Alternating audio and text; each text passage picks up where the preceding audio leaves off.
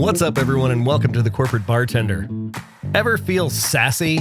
Lord knows I do, but probably not in the way today's guest uses the term. She believes in it so much, she wrote a manifesto, a sassifesto, if you will. We've got Dr. L. Carol Scott on the program today. Dr. Carol joined us here a couple of years ago, and we decided it was time to get together again because the sassifesto had gotten a refresh and a new version had been released. If you don't know Dr. Carol, stick around. She is a trauma-informed developmental psychologist, TEDx speaker, coach, best-selling author, and just amazing. We talk about things that happen to us between the ages of 1 and 7 and how pretty much what everyone learns about being a friend, a colleague, a mentor, or even a life partner is cooked by 7. 7! We also talk about brain science, developmental do-overs, and bringing back our social sanity. You know what I'm going to say. This conversation was a banger and one of my favorite of 2025 so far, and I know you're going to dig it. So buckle up, TCBers, grab your favorite cocktail, and let's get right on into it with Dr. L. Carol Scott on today's TCB.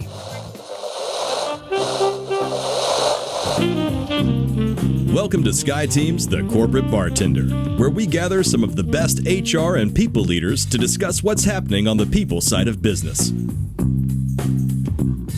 Now pull up a stool, belly up to the bar, and join us for The Corporate Bartender.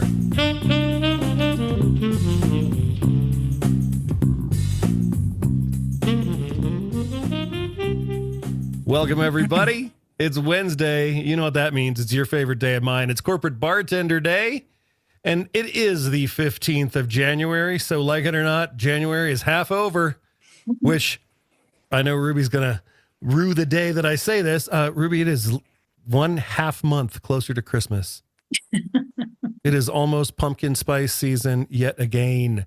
It is the 214th time that we've convened this group of amazing people, as you can see right there. Today's going to be a fun day. Not only do we have a guest, but we have a returning guest, and her name is Dr. L. Carol Scott, and she's the person, as I like to say, that you don't recognize in your little Brady Bunch view. She is the author of Become Your Sassy Self, 2nd edition. So we're going to talk about a lot of things today, but I'm going to keep you in suspense as to what that's going to be about while I do a little housekeeping here. So travel gods, holiday gods, they're just travel this time. We're going to be dark on the 29th of January as there is business travel involved, and on the 12th of February. However, when we are here, we've got lots of stuff to do. Next week, January 22nd, we have Sharissa Deppen. Her focus is on servant leadership, and that's a thing that's near and dear to Ruby's heart. So that's going to be a fun conversation. And then on February 5th, we have Kelly McDonald, and she wrote a book that I just love the title of, How to Work With and Lead People Not Like You. I can think of a lot of people that need to read a book like that. However, that's not the book that we're talking about today. Today, we're talking to Dr. L. Carol Scott, author of Become Your Sassy Self, 2nd edition.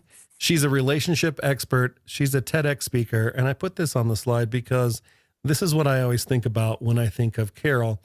You learn most of what you know about how to be a friend, colleague, neighbor, or even a life partner when you were 7 years old.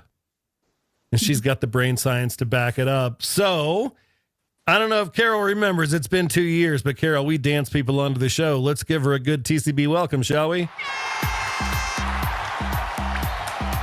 See, she's dancing right out of the gate. Normally, I have to let the music play, especially with my middle-aged white male guests who are reticent to even do a fist pump. Or I'm like, come on, give me a little chair dance. Yeah. So I love it. So Carol is, like I said, she's an author, a speaker, coach. She knows her stuff about a topic that's near and dear to us here at TCB and Sky Team in general, and that's relationships. And she's going to help us get better by repairing our social and emotional intelligence. Another topic that's near and dear to our hearts, emotional intelligence. So We're going to get into that. Become Your Sassy Self has been renewed. It's a second edition. We're going to find out what's new and what never changes. Childhood trauma, anyone? Anyone have childhood trauma? She's got a framework, and you know I love a good framework. And we're going to dig into the SASS manifesto. I mean, come on. How often do we even get to read a manifesto, much less use a freaking manifesto? So, especially one that's called the SASS manifesto. Right. Pretty excited about this. You win Ruby's heart just by that acronym, right? I love it. She's done a lot of stuff. She's been a TEDx speaker. She does a lot of keynotes. She's a coach. And she demonstrates how relationships are kind of at the heart of all of our success. And we believe that too. Relationships are where it's at. Her model develops the leader and loves the person with trauma-sensitive messaging and practical tools for change. Carol, thanks for being here with us today. Oh, Eric, thank you so much. You give the best welcome in the industry, man. I'll take it. Yeah. Carol, for the benefit of those that do not know you, tell us a little bit about your journey, because I don't imagine that when you were a tiny baby, you said, I am going to grow up, live in Mexico, and and be an expert on relationships and emotional intelligence and coach people to make their lives better. Tell us a little bit about how you got here. Not at all. Yeah, but when I was about 13, when adults would ask me, what do you want to be when you grow up? I had this answer that I had devised that was shocking and got a lot of attention, which was, I think I'll be an African bush pilot. But that wasn't really what I wanted to do. But the conversations that started, after that comment. I know, right?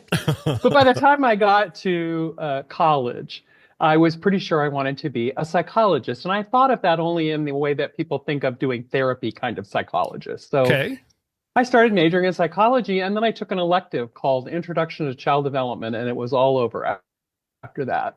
So I came home and I told my mother I'm shifting my major to child development, and her answer was, what the hell kind of a job can you get with that?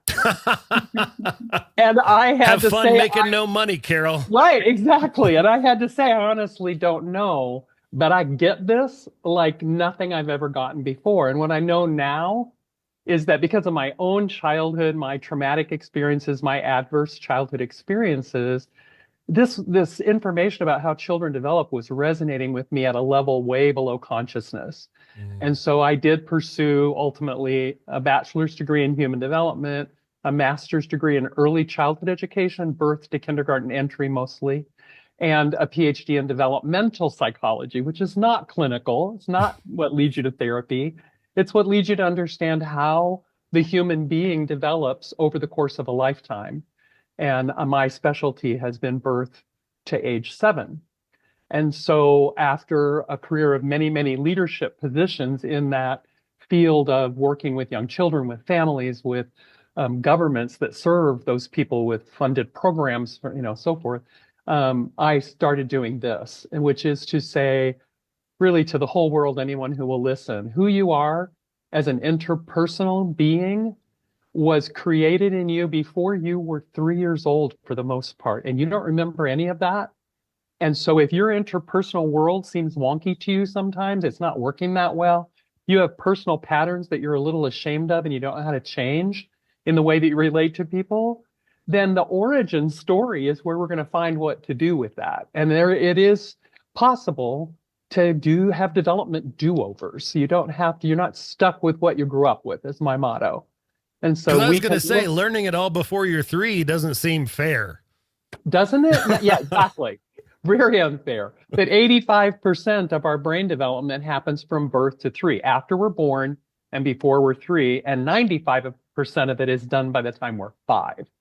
If you're a teenage boy, does it regress? Do you lose brain development? Thank you. I thought so. Well, what happens in the teen years, boys and girls both, is the brain begins to prune away the connections that have not been used enough. And so, besides all the hormonal stuff that happens to teenagers, there's this brain pruning process that's going on that's taking a lot of energy and attention. And so, neurons fire together and get wired together during that birth to 5 period. Well, if they only fire together once or twice and they didn't get used after that, they just go by when they're teenagers. As I barrel towards my mid-50s, I feel like I'm going through pruning right now. So are we all. And also, the greatest news of all about the brain is that it's plastic. Yeah. So, our work in stroke and brain damaged victims show us that the brain can relearn how to do stuff that it's been too damaged to do. Yeah. So Well, we're literally not stuck with what we have. And on that sort of note of neuroplasticity, in the pre-show, we were talking about, and I've actually written about this before because the question, very benign question, it's actually a really big question that we get asked all the time. And that question is, hey, Carol, how you doing? How are you? And you have a new way of answering this question. Yeah. At the request of a colleague who's doing a little social research of her own for her keynotes, she asked me if I would answer, I'm happy. Yeah, that's How frightening are you, to Carol? me. I'm happy. And With so no explanation, right? Just, I'm happy. I'm happy. That's people how I am. go, I'm happy. people go, what? How do I respond to that? So what's happening when you're doing this out in the wild? People are reacting very, very strongly to it in a favorable way, powerfully. They laugh, they look up and smile, and they say, that's great. I want to say that. I'm like, do it. Good. And if we've got time, I tell them about Laura's experiment and encourage them to join us. We had a guest on one time, and this is what inspired me to write the piece that I wrote about how are you, how you doing. His name is Jeff Eschleman. So if you haven't listened to the Jeff Eschleman episode, please go do that. We were doing pre-show with Jeff, and I asked him, just very benignly, how you doing, Jeff? Jeff goes, he waited a beat, and he goes, I am killing it. And I was like, I want to be killing it. I don't feel like I'm killing it. Nor do I have the wherewithal to say that out loud to other human beings. It really resonated with me. It impacted me. And when you told us about the I'm happy thing, it hit me in the same way. And it's so funny to me because we get asked that question an innumerable number of times in our lives. And normally it's a throwaway question, right? It is the thing you say to get to the good stuff or to get to whatever you're talking about. Most people don't respond to it honestly, right? It's just part of a dance that we do. How are you? I'm good. There's a saying in Maine, and in Maine they say, good, and you? To which you give another sort of flip response to. Mm-hmm. So people are responding to this I'm happy in a different way. What's been the most surprising thing about that for you? What it hasn't really been surprising, it's been more affirming. Okay. Eric. Because like you said, a lot of times the person who answers, I think about the person who's answering me, because we're complicated. We're not just one thing, right? Each of us. So the person who's answering me often, as you said, is a person who's just sort of making up in the moment what's true. Right. I'm fine. It's good. Everything's good. Or the other kind of common response to how are you is a litany of everything that's wrong. Everything that I'm worried about, everything I'm afraid about. I have an 84-year-old relative down here. When I ask her how she is, she tends to tell me about whatever terrible is going on in the world of politics that day. And right now it's the LA fires because she knows a lot of people in Southern California. So, oh my God, they're going to come down here and burn us up. And, it's like, so I think about what's the part of you that's answering the question? Mm. And my new way of looking at the human interaction patterns is you either come back as a lizard, a chimpanzee, or a novelist. You have a joke about that, don't you? I do. I named my latest keynote, a lizard, a chimpanzee, and a novelist walk into a bar. And the mother of all bar fights ensues. Why? Because that's just one person showing up as three things, right? So we can be a bar fight all by ourselves. And that's kind of the way it works, is that who's in charge of that answer in that moment? So those three parts of us kind of vie for control sometimes. So who's answering the question? The chimpanzee is the one who says, I'm happy. So, so I'm curious about that, and I hope you'll share more about this. But there's that old phrase, the fake it till you make it, or fake it till you become it sort of thing, right? Where maybe in your gut, what you want to say is crappy, like pretty terrible. But we tend to just go with fine, good, because we don't think they really want to hear. So Right. when you say happy, if that's a new pattern that you develop, does it actually create a feeling of better well-being when you say it that way, even if you don't feel it that way? Yes, that's been my experience. And that was my colleague wanted to know, what is the impact on you when you do that? Yeah. What changes in you? And the truth is that if I do that all day long, like when I go up to San Diego to go to medical appointments, for example, I go to 3 or 4 things. I go shopping 3 or 4 places. I spend the day in San Diego and I come back to Mexico. And so like 10 times a day, I get asked, how are you today? How are you today, ma'am? By strangers. Yeah. And saying I'm happy makes me continually more happy through the day, but it makes them more happy too. Yeah. After they get past the, what's like, wrong with her? Oh. Because What it a seems like the lunatic. exchange, right? Like the mirror neurons, or whatever that energetically, you're putting something kind of surprising and positive, and then you probably get that in response, and then that kind of self-perpetuates. So that's a cool cycle to start. Mm-hmm.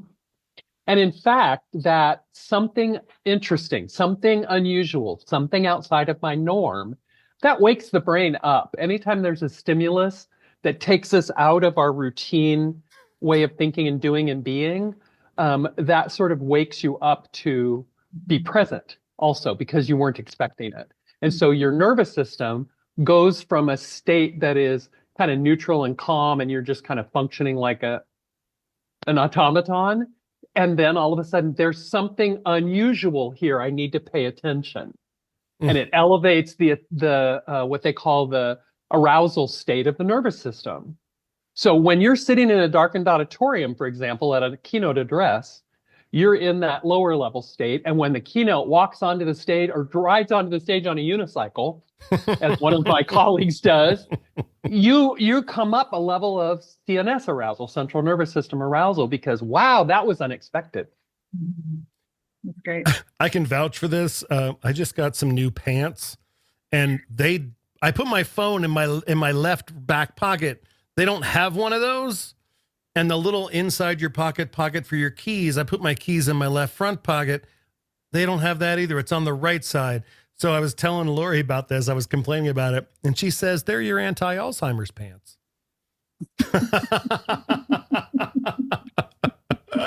Brilliant, Lori.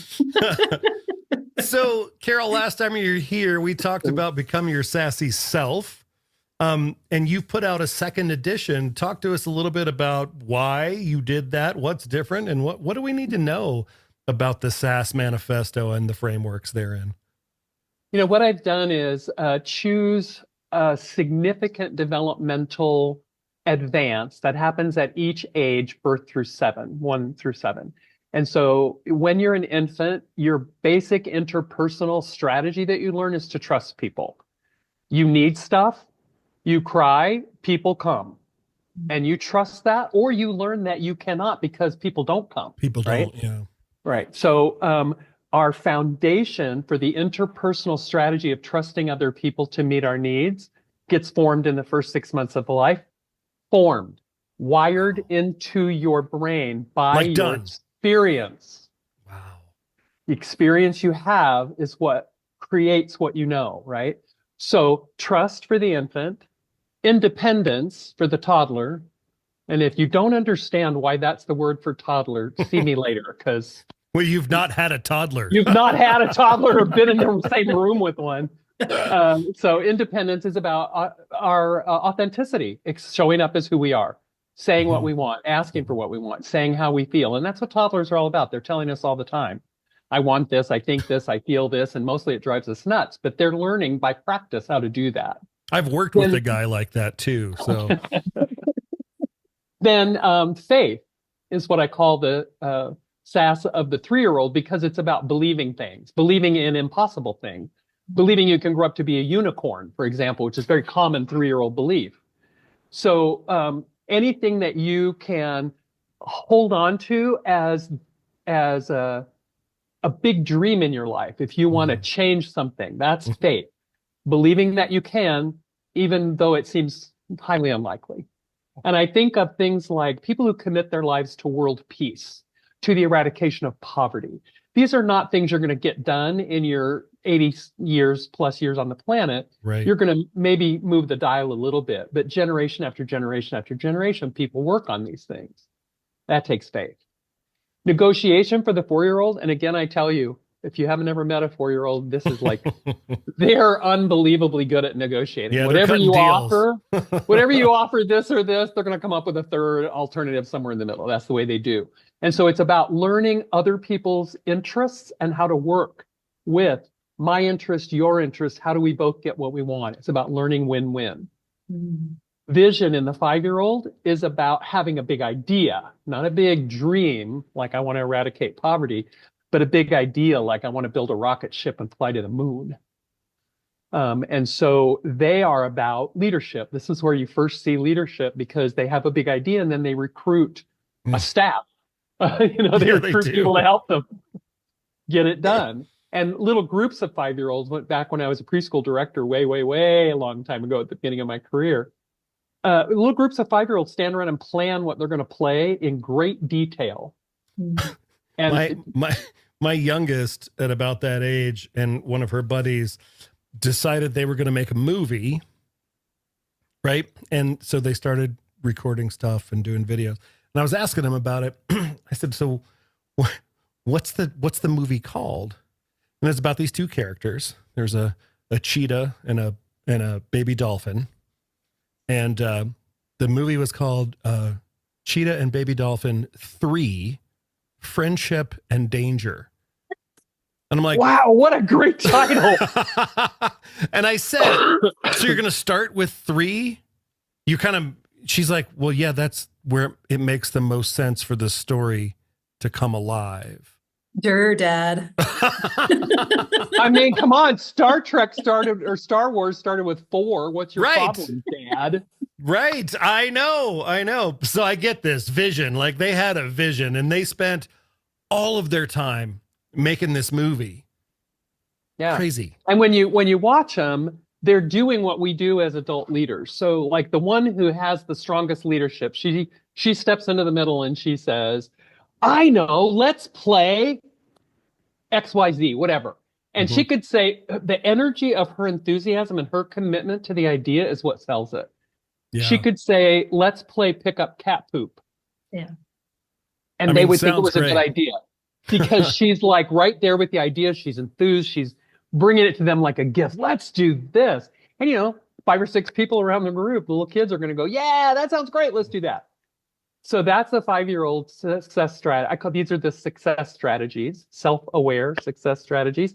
Is vision, having the vision and recruiting people into following your lead. And then at 6 and 7, compromise and acceptance.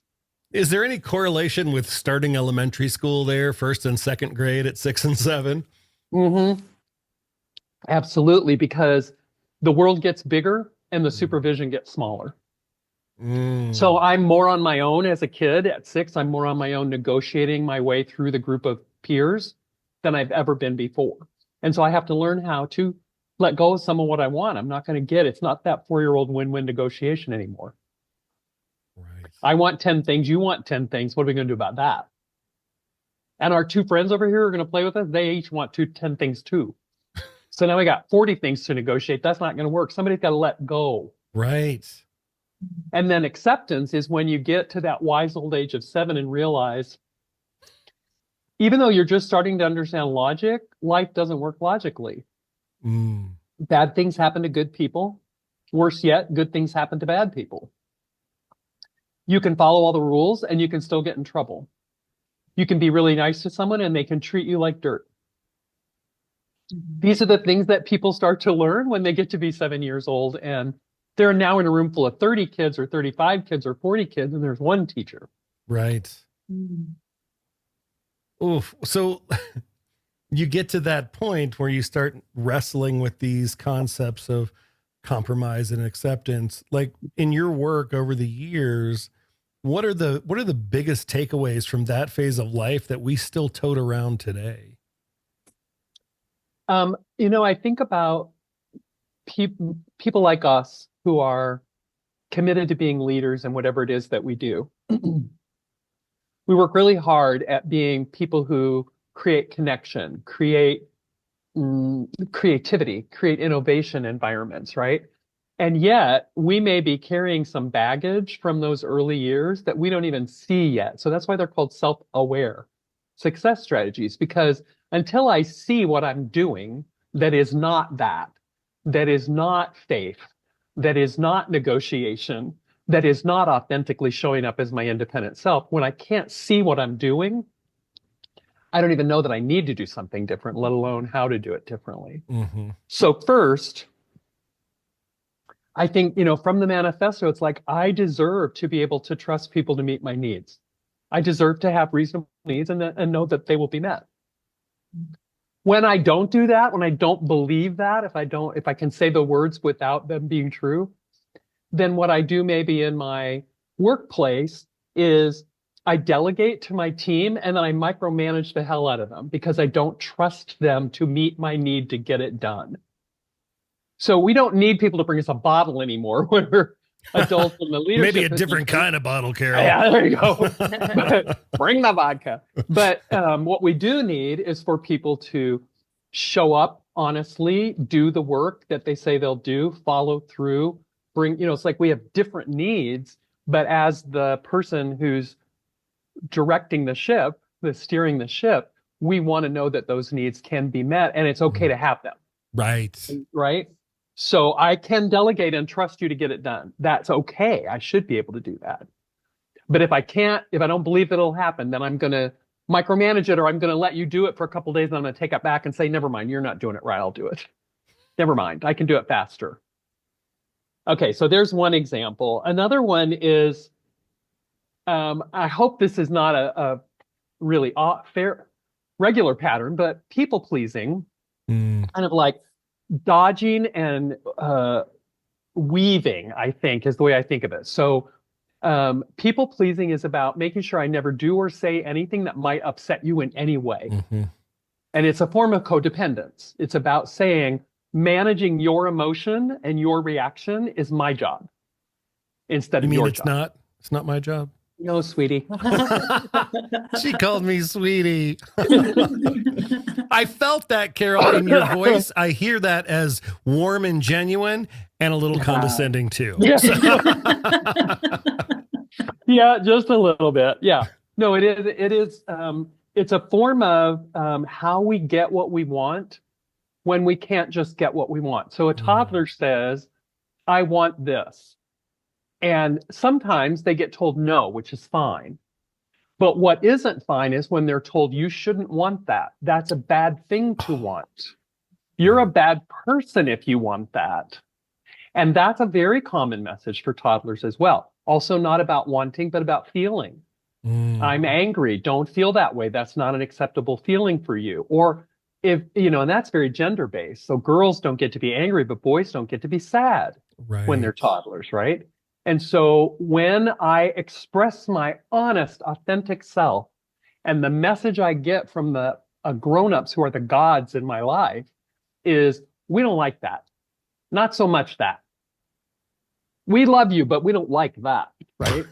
And we learn very quickly to curate our own behavior, our own interests, our own feelings, and therefore it becomes very hard to see them later, to see what we're doing, because we learn early to not be everything that we are if we have that kind of parenting, kind of controlling. Okay, so if I'm people pleasing, then I'm predicting in a worried kind of way what you're going to do. Yep. I don't want to tell you about this because I'm worried that you're going to be angry or that you're going to be sad or that you're going to have some reaction. And so I'm predicting you. I'm worried about what you're going to do. And so I'm curating in a worried way what I'm going to do instead. And I'm dodging all the time these sort of holes in the sidewalk that I could be falling into. They're coming up around me all the time.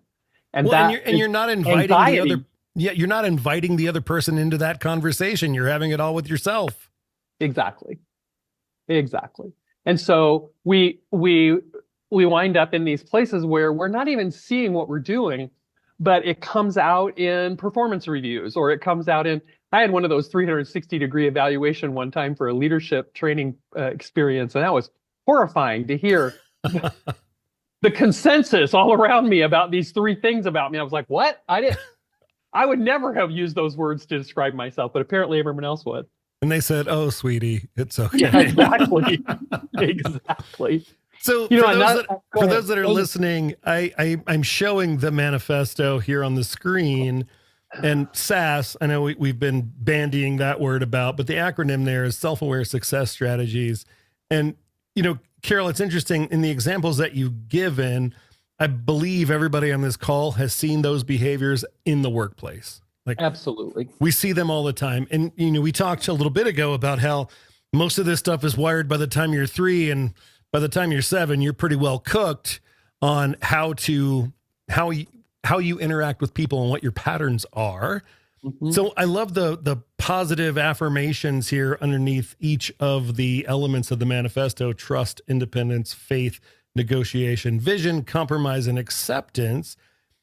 Are these sort of the first steps into our do-overs when we're trying to retrain and change our patterns? Yes.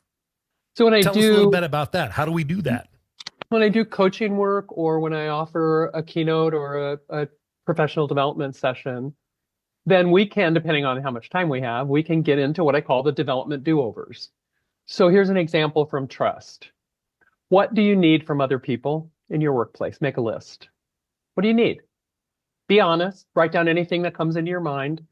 What do you need? And think of it in the context of workplace relationships. I mean, you can do the same exercise and write down what you need from your partner, your spouse, or your friends. You can do the sort of social personal version of this, but it's better if you're doing it for your leadership at work to do it with, what do I need at work?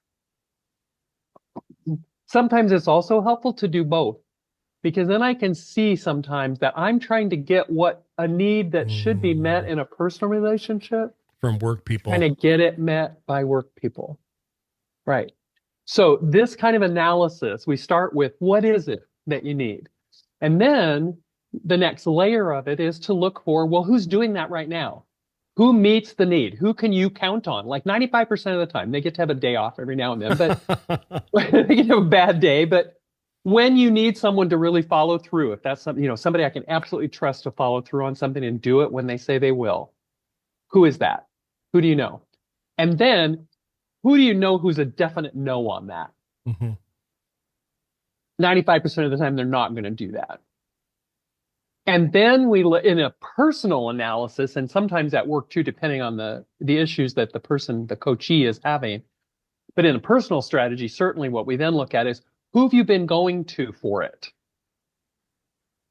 Mm-hmm. And in a personal dynamic, very often what we are doing is we're going over and over again to the person that can't do it, and beating our heads bloody on the brick wall of the person who can't do it, and not even noticing that we have 3 people in our lives who are brilliant at it. Not to mention making the person that can't do it feel awesome. Yes. He said sarcastically. Yes. Yep. And so if I know that, so I have, I have just my most recent experience to draw upon. I think about one of my staff members who I knew 150%, if I wanted confidentiality kept, if I needed to share something with someone and get input about it, and it was really, really sensitive, mm-hmm. I could 150% trust her to keep her mouth shut. And there were 3 other staff people I knew damn good well can do it. Pardon my French, but yeah, you're not going to offend anybody in this crowd. Yeah, and so what I was realizing though is that in my effort to be this sort of everybody likes me boss, I was very often telling people something that I shouldn't be telling them because I couldn't trust them to keep it to themselves. So that was one of my dynamics. I want to tell you, we bond with people around things like gossip and secrets and private information. Sometimes it's the way we create connection. And I was doing that, and I had to see it so I could stop it. Yeah. Common enemy is a quick way to build a team. Not very deep, doesn't last very long, but it goes pretty fast. Yep. So if we're taking on these do-overs, I mean, just like your social experiment with how are you doing? I'm happy. Like, what are the baby steps that we can take if we don't have the benefit of being coached by you? If we're trying to navigate this on our own, if we read this little sassy handout here and we go, okay, I get it. There are some things that probably I do that I don't even pay attention to, that I'm going to tune into, and I'm going to try to turn the knobs here. So what are the first steps if we want to attempt a do-over? One of the things that I think is a sort of a litmus test, a good litmus test, is when you can see in yourself that you're doing something the same way with multiple people and it's not working well. So people pleasing. I'm trying to make people like me and it's not working. If you can notice that, then you can start thinking about, well, what is the thing that I could be doing that would be different than people pleasing? Well, I would be showing up as my authentic self and saying what I want, what I think, and what I feel, and letting the chips fall where they may. I can learn how to say it really diplomatically. I can learn how to say it with a lot of emotional intelligence, and I have to learn how to say it. And it can feel risky, just as, as someone who had a massive load of trauma from childhood, just saying no, the first time I said no, just to a friend, because I was not a no sayer. I said yes to everything, and it was really ruining my life. And I said no to somebody who wanted me to come over and watch television with her. And I'm telling you, my palms sweated, my stomach was rolling, my vision darkened to a tunnel. I had no peripheral vision. I was so anxious and terrified just to say, no, thank you. I don't want to come over and watch television. I mean, it's a pretty low stakes endeavor. Right, right. But that was a big wake up call. And that was, I did that at the encouragement of my therapist, because she's like, you have to learn how to say no to things you don't want. And so that was like my first effort. I'm good at it now, man. Oh, man. I'm killing it on the no, let me tell you. So, Carol, what inspired you to put out a second edition? What changed in the world? I wanted to make the language more accessible, and I wanted to make it more something that was more open-ended, so that you could apply it anywhere in your life that seemed to work. So the language of this edition is really very almost personal. It's not a business or a leadership-focused book at all. Bookette. I call it my bookette. Bookette. It's only 30 pages, 30 pages cover to cover, so book is a hard sell. But it's really just there to teach the framework and the early developmental process, to understand what happens to us. And I don't talk a lot about the neurobiology there so much, but a little bit, but more about the developmental process, that children develop who they are a lot based on experiential discovery and figuring out. So some things you can teach as a skill. You can teach the ABCs, the 1, 2, 3, squares, circle, triangle, colors, etc. Sure. Some things children just mature into. They learn to talk pretty naturally, most of them. They learn to get up and walk from being a little limp noodle in a blanket, right? So maturation happens and teaching and learning happens, but a vast amount of what we understand socially and interpersonally, we simply make it up. We have an experience and we interpret it. And that's the novelist. So we didn't get back to talking about those 3 parts of us. Those are 3 parts of your brain. Yeah. The amygdala, that tells you whether you're in danger, is your lizard. Always looking around going, am I okay? Am I okay? The chimpanzee is the person who wants to live in a troop, in a tribe, in a community, in a family. It's the one who wants to hug and kiss and cuddle and pick nits out of your hair all night long. That's part and of occasionally throw feces at us, but okay. Right. And then there's your novelist, and that's the very biggest part of the human brain. It's that giant gray neocortex below all that convoluted gray matter that they refer to. That's all wired by your early experience, and that is where all of your stories live. You have made up who you are, who other people are, how you get along with them. You're a novelist with a vast library of stories to explain the world to yourself. And what And noticing your stories is Mhm. huge. I was just going to comment on that, that it seems like that would be a really kind of a refreshing way for somebody to look at, because we beat ourselves up. Like, why am I like this? Why do I do this? Why can't I be happy? Why can't I be more decisive? Why can't I, whatever, right? And we beat ourselves up.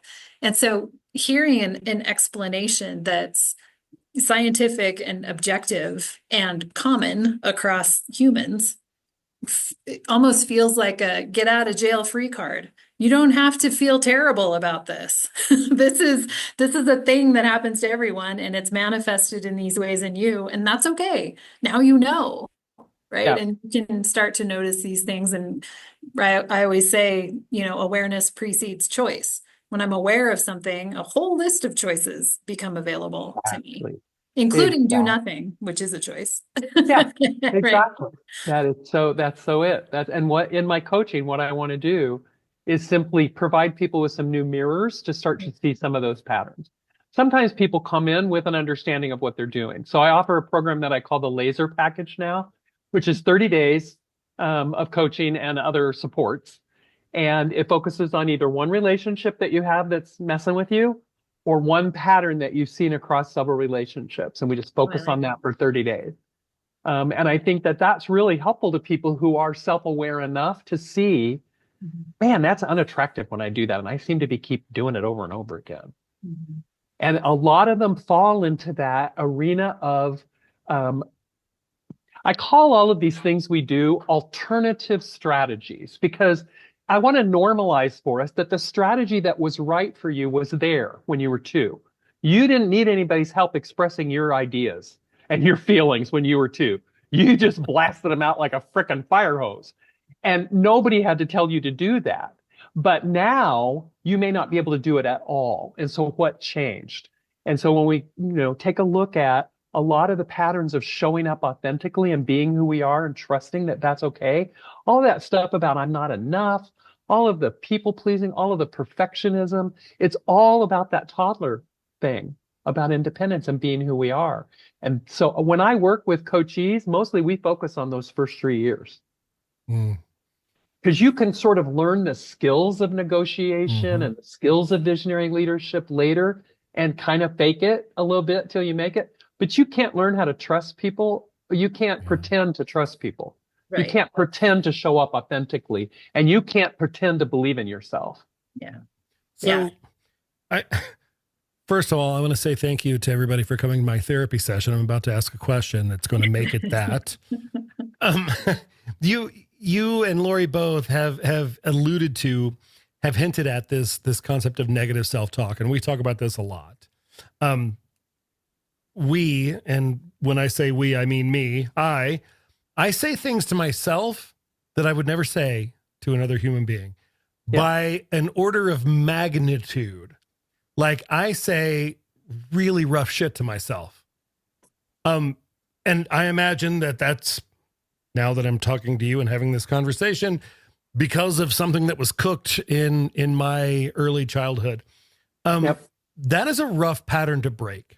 Like, I have way more success in moderating my responses to other people about other things, or even about the same things. But when I look in the mirror, it all falls away in a nanosecond. And I know I'm not alone, right? This is not a unique problem to me. So if I was sitting or lying on your couch, Carol, I know you didn't want to be in the therapy room, but that's where we are. If I'm lying on the couch and I say, this is a problem that I'm wrestling with, help me get out of it, what would you tell me to do? I think it's best to start with small changes for something big. So if my problem is I use language that is oppressive to me, I oppress myself with my words. I do. Then I can pick just one pattern in my words to change first. The first one I changed in myself was, you should. When I quit shoulding all over myself. Should is a dirty word, as you just elucidated there. All you have to do is change it from should to could. I could. And so I hear myself say, you should. And I go, well, I could. I could. Or I could choose. I'm at a point of choice now because I'm aware of what I'm saying. Another one is that I changed much, much later in life was sorry. I'm sorry. Oh, yeah. Women apologize for ourselves and say, I'm sorry, like a gazillion million times a day. But it it's like, you know, that phrase where people say, oh, he's a sorry so-and-so? Right. Right? The phrase, I'm sorry, is reinforcing that I think I'm a sorry person. I'm sorry ass, you know, whatever. I want to say what is true for me is I apologize. And then I'm authentically showing up with regret, willingness to make amends. I'm being honest about the fact that I've made a mistake. That's so much more powerful to hear in my mind. And you won't than say I'm sorry. Yeah, and you won't. I'm imagining that you won't say I apologize reflexively like you do sorry. Like sorry becomes one of those automatic responses. Yes. Because like sometimes Ruby will do that, and I'll poke fun with her in this regard, and I'll say, "Are you?" Because I know she's not sorry, right? Yeah. She has nothing to be sorry for in that situation. Yeah. So and the things that get harsher, like, you idiot. You know, like I used to say to myself, you idiot. Oh. I would drop something on the floor. I do and way bend worse down than to pick that. it up, saying you idiot, or I'd throw a swear word in between you and idiot, you know. Yeah. So when I notice that I'm doing it, then I could say, oh, you human. That's my favorite. I'm happy. You You human. Yeah. Let's invite the chimp in to respond to that question. Because normalizing the fact that people drop stuff, it helps me feel like I'm not bad. Oh, People drop stuff.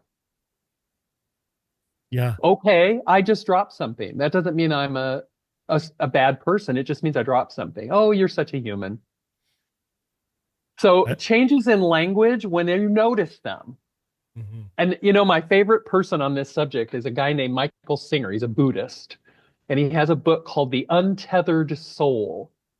And he says in there, if you had a roommate sitting on your couch saying to you the kinds of things you say to yourself, you would have thrown him out long ago. And that was a powerful statement for me, right? Like, I don't put up with this kind of stuff from other people. A long time ago, I stopped putting up with that kind of stuff from other people. But I'm still doing it to myself because it's like wired in like an audio tape that's just on replay now. Yeah.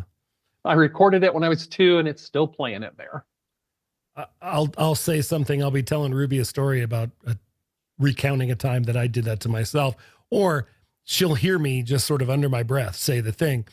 And she goes, her response is always, not on my watch, buddy. Not on my watch. Yeah. I used to tell someone I was very close to also, hey, you can't talk about my friend like that. Yeah. Sorry, that's Lori, I cut coming you off. next, Eric. Carol, how much of this hardwiring that happens by the time we're 3 or 5 that we really didn't have a lot of control over, we were just experiencing our life, how much of what we become because of that requires us to have some level of like self-forgiveness? Like, is there an acknowledgement of like, I can forgive myself for whatever shitty behavior I had, or whatever poor choices I made, or however I hurt people in ways that I didn't intend to? Is there a level of forgiveness that helps us with some of these patterns, these behavior changes too? Oh, such a great question, Lori. So good.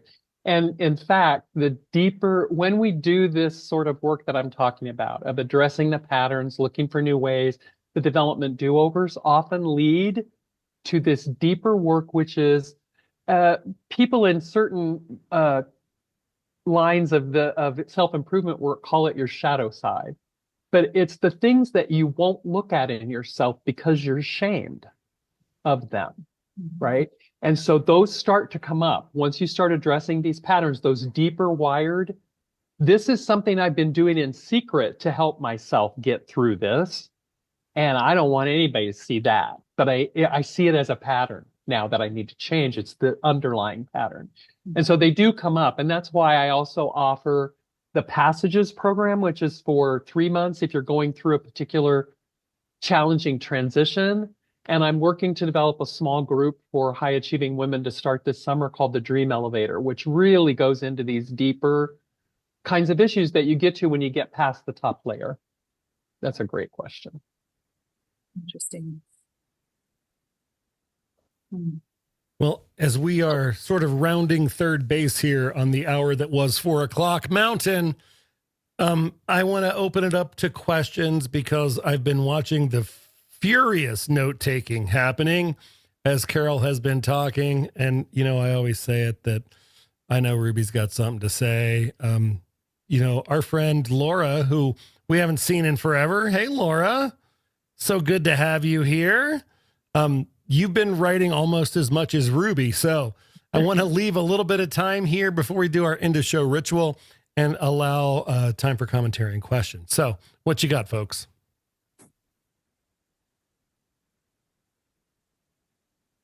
I'm just reminded of why I miss this group in this format so much. You have the most amazing gift at hosting, and you have the best, just amazing guests. So Dr. Carol, I have like 3 pages of notes, ridiculous. I have a very practical question. You mentioned these different programs, the 30-day, the 3-month. Are these virtual sessions? Are they in person? Because I'm going to be looking you up. Yes, I offer that via Zoom because I do live in Baja, about 3 hours south of the border. So in-person coaching isn't really a thing for me unless you're in San Diego, and then we'd have to work it out. Or can we come to Ensenada? I mean, Yeah. Well, and I'll tell you, one of my big dreams is that eventually this property that I'm living on will become a retreat center for high achieving women to come down here. Yeah. You'll have to, anyway, we'll have to see how that goes. Yeah. Yeah. Approved. Right. So they're virtual. The packages include things like not just the hour-long sessions once a week, but also then activities, assets, teaching materials, development do-over support materials, and Boxer chat, so that you can keep in touch with me in between sessions and talk with me about what you're doing and ask questions. So it's a really focused period of time with a lot of access. I don't take very many clients at one time. Love it. Thank you. Awesome. Deb, Ruby, what you got? I have a question, Carol, about passive aggressiveness. Giving or receiving, Deb? Well, yes. Are you looking for tips? No. I feel like my mother suffered from a pretty traumatic childhood, and her behavior now in her 80s is quite passive aggressive. And when I'm in a situation with her and I observe that, I really try to be empathetic and compassionate, and it's very hard. And I'm curious, in the range of trust or people pleasing, like, where does passive aggressiveness get developed, and what might be good strategies to provide my mother? Good question. And I think of passive, just to make sure we're talking about the same thing, I think of passive aggressive as being, I'm trying to get what I want, but I can't come right out and ask it directly. So I'm going to say subtle things that sort of undermine you and make you feel bad, and hoping that you'll come up with the idea to take care of me. That sound about right? That sounds about right. Judging from there the might crinkle be a in her little bit forehead. more like guilt trip inside of there, and victimhood.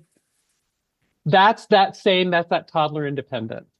If I cannot get what I want by simply asking for it, and I'm shamed for wanting it to begin with, for asking for it, or for anything related to that whole process, then I'm going to figure out another way to get it. And my alternative strategy might be manipulation. It might be passive aggressiveness. It might be people pleasing. It might be bullying. I might just become a full-on push you around kind of girl, right? So we will create alternative strategies, to feel safe, that we can get our needs met, to feel that we're able to be seen for who we are, and all the rest of it. We are going to create. If I can't be as creative as saying, I want to grow up to be a unicorn without you making fun of me and denigrating me in front of a bunch of other people, then I'll figure out another way to be fanciful. I'll draw on the walls. There will be a way that creativity in me will find an outlet, and it might not be that good. Or here's the other sad part. If I can't figure out an alternative strategy, then my alternative strategy is going to become something that is unhealthy. It's going to become drug and alcohol use. It's going to become overeating. It's going to become over-exercising. It's going to become a religious fervor about something, right? About drugs and alcohol, or exercise. Do we have any over-exercisers here on this call? I've seen them, but I don't get close to them. I worry it's contagious.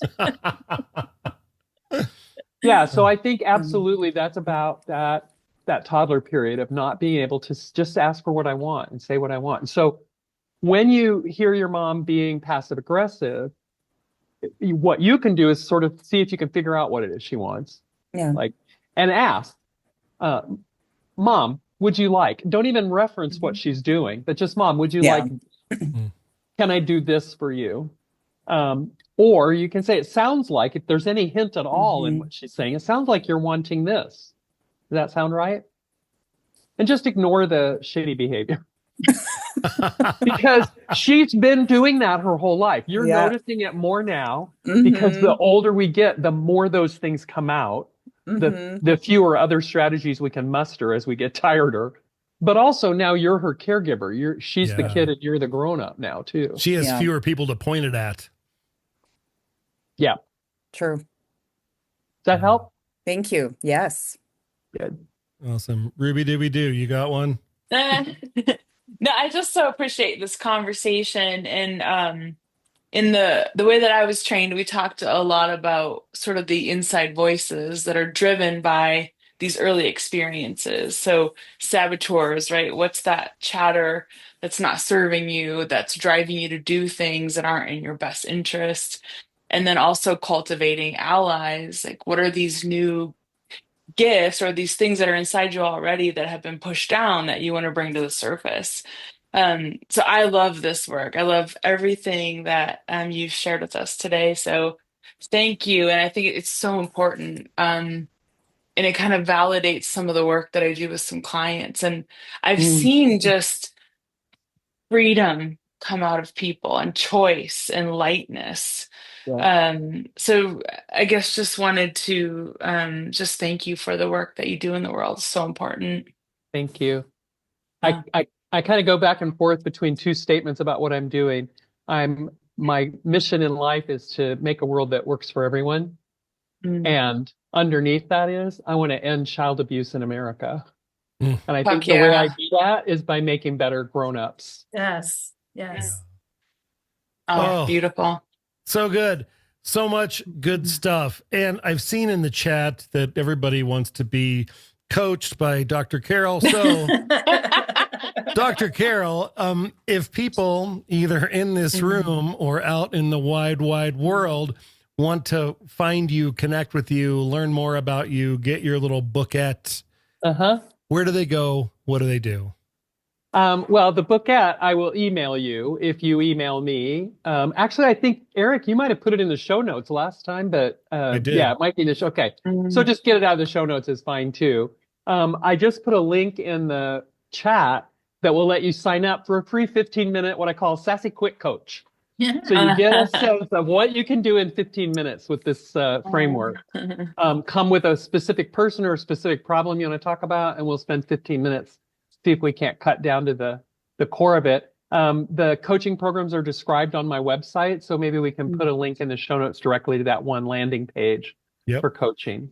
All right. Tell us that URL so I get it right when I do the show notes. It's lcarolscott.com. Perfect. And then I think it's /coaching, but that's in the menus for sure. But Okay. once you get to the menu, you can find, once you get to the homepage, you can find it for sure. And And if you're- also, Sorry, I go just ahead. want to offer for like free support. If you're looking for something that you can just start using right away, I started publishing a newsletter on LinkedIn in September called Rise and Stride. And it is specifically for women leaders using this kind of framework. I believe an issue came out yesterday or today. Every Wednesday. It's another reason for Wednesday Rise- to be your favorite day. What's it called? Rise and Stride. Stride. Rise and Stride. stride purposefully. That's right, babe. Right. All right. Well, this has been a fantastic conversation. I love kicking off 2025 with bangers. This has been a banger. Thank you, Dr. Carol, for being here. We're going to get into our end of show ritual, do our funny things, good feels, silly cocktail, and then I guess go back to work for a little while because I've got proposals to revise and life continues Goes on. to life. All right. Things from the interwebs that Eric thought were funny this week. Number one, study. Eating ice cream for breakfast may improve mental performance. Response. I'm not saying you're wrong. I'm just saying the times that I had ice cream for breakfast were not during the times my life was going particularly well. Been there. That's done hilarious. that. This next one's a little aggressive, but it had a sports reference, and what are the odds of this happening? Speeding woman on cocaine kills drunk driver high on meth, North Las Vegas police say. The response is penalties offset, first down. Jeez. Dark. That's dark. So now I wonder, Carol, which one of the elements of the manifesto causes BMW drivers to park like this, even when people make a space for them parking like they park? Oh my word. That's so That's great. awesome. That's compromise. That's a lack of compromise right there. And I believe it makes some sort of pentagram that summons BMW demons as well. This one, when I see regular everyday things that I didn't think about this way, I laugh real hard.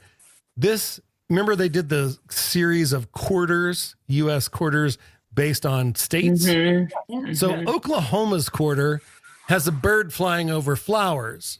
But if you rotate it, it's a buff-ass bird man wearing tight fringe jeans strutting in a meadow. That's hilarious. Oh, that made me laugh Can't real hard. unsee it. I know. Oh, that's Now, this, for all of us who do work travel, we're in a lot of airports, and we've been in the TSA line, and we've seen many, many items confiscated and put into a bin. Ever wonder what happens when the TSA makes you throw away your oversized toiletry items at security?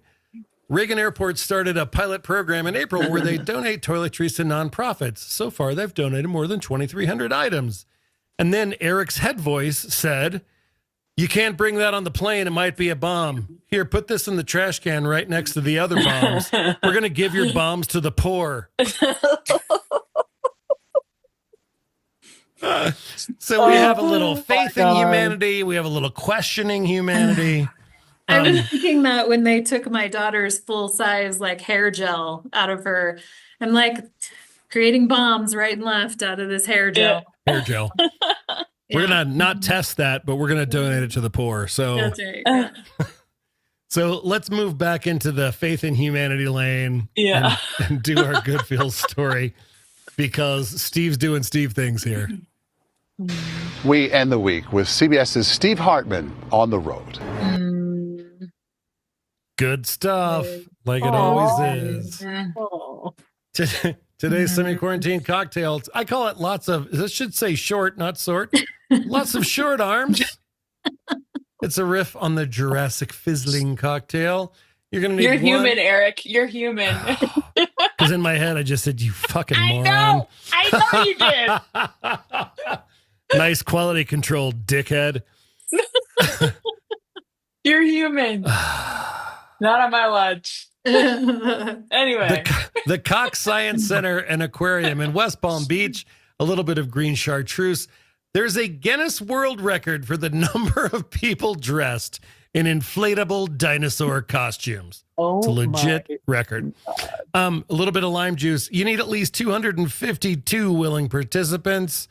Some simple syrup. 468 heroes gathered here and broke the record by a country mile. A little club soda on top. The spokesperson said, "We couldn't have done it without you all," which I thought, that's not true. They could have done it with 215 fewer people. They didn't need all of them to break the record. They just needed one more. So with that, thank you, Carol. Thanks, everybody, for being here. This was a fantastic conversation. I am grateful for each and every one of you, and I challenge you. When someone asks you how you doing tomorrow, your response is going to be what, Lori? I'm happy. I'm happy. Thanks, everybody. We'll see you next week. Thank you so much for joining us today. If you had a good time and learned a thing or two at today's happy hour, please share it with your friends. If you want to join our tribe, head on over to skyteam.cloud/TCB or email us at info@skyteam.com. That's SKYE team.com. Thanks again, and remember, you've always got friends at the Corporate Bartender.